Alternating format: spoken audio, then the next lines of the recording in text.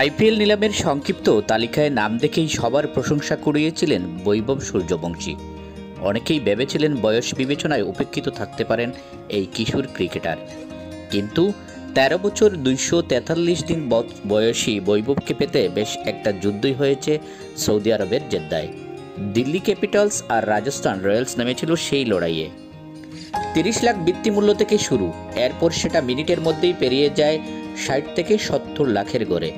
১ কোটির গড়ে যখন গেল বৈভবের বিড, তখন দর্শক সারি থেকেও আসছিল অভিবাদনের উল্লাস।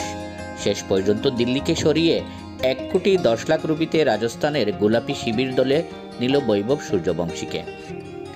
এরই মধ্যেই আইপিএল ইতিহাসে সবচেয়ে কম বয়সী খেলোয়াড় হিসেবে নিজের নাম তুললেন বিহারের এই কিশোর।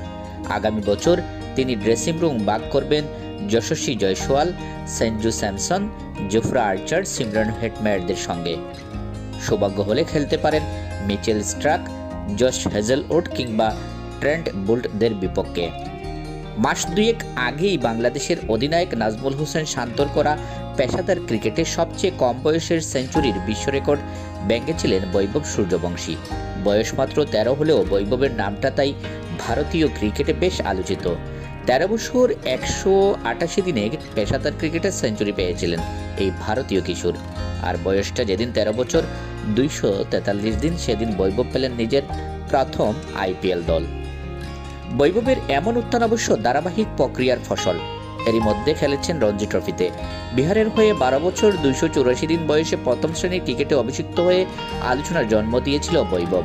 প্রথম শ্রেণীর ক্যারিয়ারের শুরুটা অবশ্য তেমন ভালো হয়নি। ৫ ম্যাচে এখন পর্যন্ত মোট রান করেছে ১০০।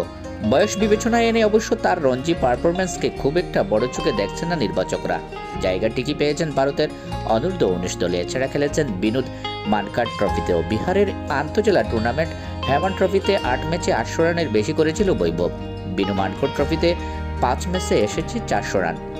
বিহার ক্রিকেট অ্যাসোসিয়েশন আয়োজিত রান্দির বার্মা অনূর্ধ্ব-১৯ ওয়ানডেতেও খেলেছেন বৈভব। ৫০ ওভারে এই আসরে ট্রিপল সেঞ্চুরি করেছেন বৈভব।